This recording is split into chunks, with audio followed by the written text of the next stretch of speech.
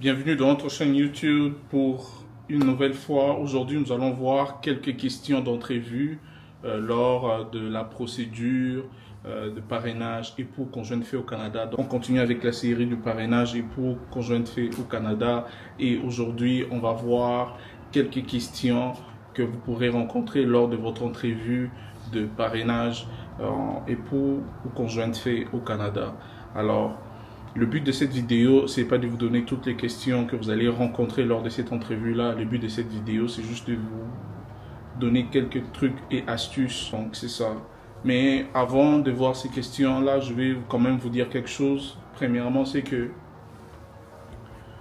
lors d'une entrevue, il faut être le plus précis possible, le plus clair possible. Okay. Premièrement, n'allez pas dans une entrevue en vous réveillant et puis hop, vous allez directement à l'entrevue. Ne faites pas ça. Parce qu'on va vous poser des questions et l'agent qui vous fait passer cette entrevue va juger votre authenticité, donc l'authenticité de votre relation. Alors si vous ne vous rappelez pas de beaucoup de dates, ça ne va pas vraiment être bénéfique pour vous. Parce que vous pourrez avoir passé par toutes les étapes préliminaires et puis arriver au niveau de l'entrevue, vous vous faites récaler juste parce que vous n'avez pas passé une très bonne entrevue. Donc préparez votre entrevue. Si vous avez un conseil à votre dossier, il va vous préparer pour l'entrevue. Si vous n'avez pas de conseils à votre dossier, préparez-vous, asseyez-vous comme un couple, préparez l'entrevue, revoyez les principales étapes de votre relation. Donc le premier truc que je vais vous donner, c'est par rapport à la précision. Lorsqu'on vous pose une date, on vous pose la question de savoir une date. Donnez la date si vous l'avez. Si vous ne l'avez pas, précisez la personne qui vous fait passer l'entrevue. Précisez cette personne-là dans le temps. Okay. Préciser dans le temps, ça veut dire donner une année. De préférence, donner aussi un mois. Okay. Si vous donnez l'année, déjà c'est bon, mais c'est trop large. Il y a 12 mois dans l'année. Donnez aussi un mois. Okay. Si on pose par exemple la question, quand est-ce que vous avez rencontré votre époux ou votre épouse ou votre conjoint, votre conjointe, n'allez pas dire j'ai rencontré en 2020. Ok, mais 2020, ça a 12 mois. Vous l'avez rencontré quand exactement? Donc ça c'est super important. Et c'est sûr que la date de la rencontre, souvent on l'a, ou bien on a au moins l'année et le mois. Ok. Mais par exemple, les fiançailles. Pour les hommes qui me suivent en vidéo, si je pose la question de savoir c'est quoi la date exacte où vous avez proposé votre femme en mariage, vous l'avez demandé sa main, 95% des hommes n'ont pas cette date-là en tête. Mais c'est tout à fait normal, vous ne pouvez pas l'avoir en tête. C'est pour ça qu'il faut préparer l'entrevue. Généralement, on sait que les femmes se rappellent vraiment des dates. C'est pas pour stéréotyper, mais c'est juste pour vous dire que soit les femmes ou les hommes, il faut préparer l'entrevue. C'est super, super important. Alors, quelles sont les questions que vous allez rencontrer de façon générale lors de cette entrevue-là? La première question, c'est d'abord la validation de votre identité, qui vous êtes. Donc, dans la validation de votre identité, on va vous reposer la question sur votre nom, on va vous reposer la question sur votre date de naissance, on va vous reposer la question sur votre lieu de naissance. Pourquoi? C'est parce que certaines personnes vont jusqu'à tromper, jusqu'à prendre l'identité de quelqu'un d'autre et tout ça. Alors, c'est ça aussi qu'on veut vérifier. Okay? Parce que la façon dont on va vous le poser, la façon dont vous allez répondre, ça va mettre la puce à l'oreille de la personne qui vous fait passer l'entrevue. Comment? Je m'explique. On te demande, c'est quand ta date de naissance, tu réfléchis. Tu n'es pas supposé réfléchir pour donner ta date de naissance. Donc, si tu réfléchis pour donner ta date de naissance, ça veut dire que c'est pas ta date de naissance. Ou pourquoi tu as réfléchi. Donc, c'est ça. Alors, on voit le mensonge dans des petits trucs. Okay? Lorsqu'on va vérifier votre identité, ils vont aussi vérifier vos historiques de voyage. C'est pour justement voir si vous avez déjà quitté le pays, vous êtes déjà allé ailleurs, vous êtes retourné dans le pays. Mais aussi, pourquoi? C'est pour vous demander, c'est pour déjà voir si vous êtes déjà sorti du pays pour aller rencontrer votre époux ou votre conjoint fait quelque part. Parce qu'on sait que la plupart des temps, quand les couples sont par exemple au Canada, parce que là on voit le parrainage du Canada, quand il s'agit d'un couple Canada et puis Afrique, puis Canada et puis un autre pays, souvent comme le visa canadien est plus très difficile à avoir, les couples vont se donner rendez-vous pour aller se voir par exemple à Dubaï ou à Zanzibar ou ailleurs, mais juste pour se retrouver. Alors quand on vous pose la question sur l'historique des voyages, c'est un peu pour voir aussi ces aspects-là.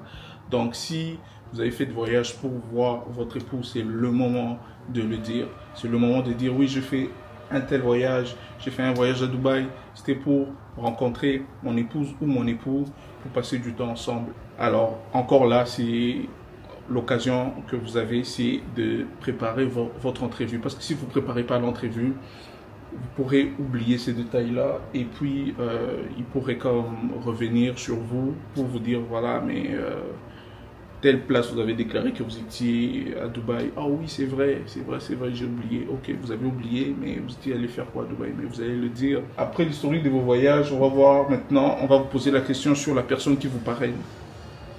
C'est quoi son nom? Il a quel âge? C'est quoi son adresse complète au Canada? Ok, c'est quoi son adresse complète au Canada?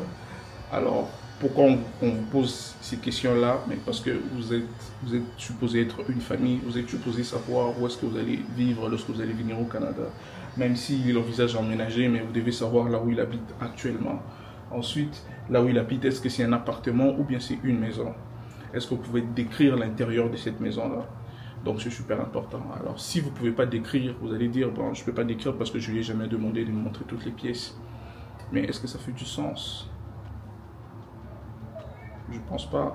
Parce que le réflexe, c'est vraiment de dire à votre époux ou à votre partenaire, et est-ce que tu peux faire le tour de la maison? Je veux voir toutes les pièces. C'est ça le réflexe en général. Ensuite, c'est quoi le métier de la personne qui vous parraine au Canada? Qu'est-ce qu'il fait dans la vie? Okay. Et combien il gagne?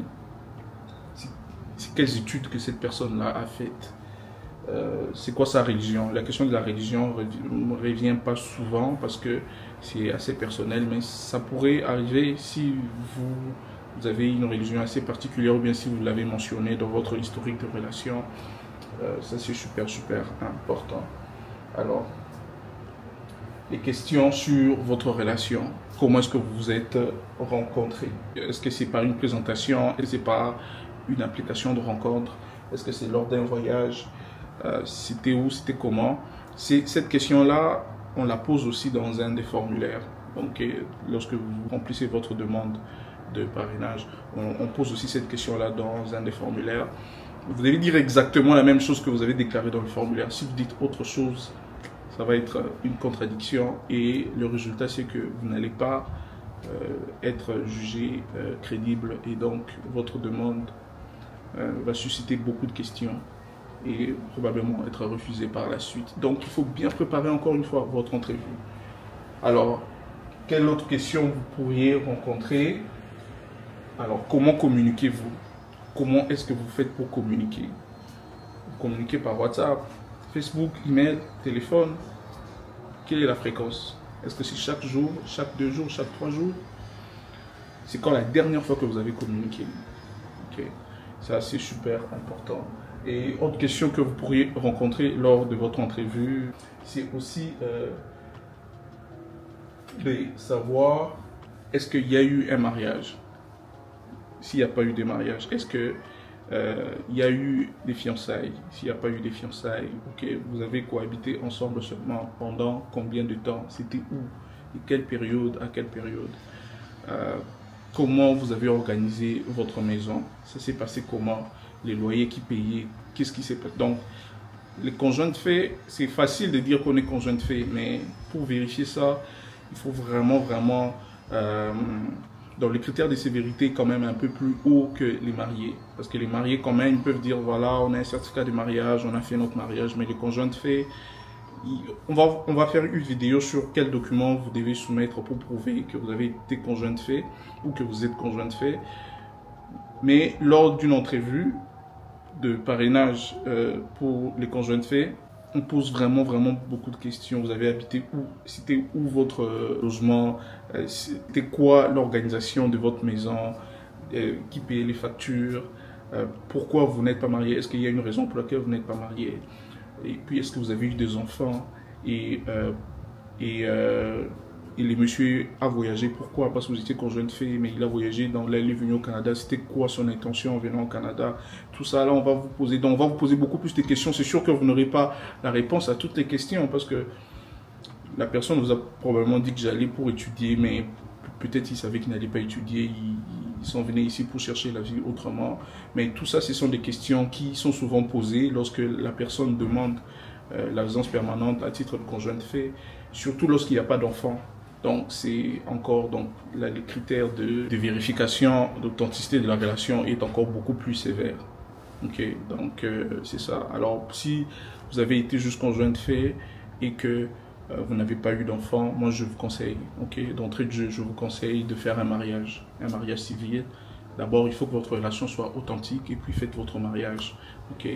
Ensuite, je mets aussi un disclaimer, n'utilisez pas cette vidéo comme un avis juridique.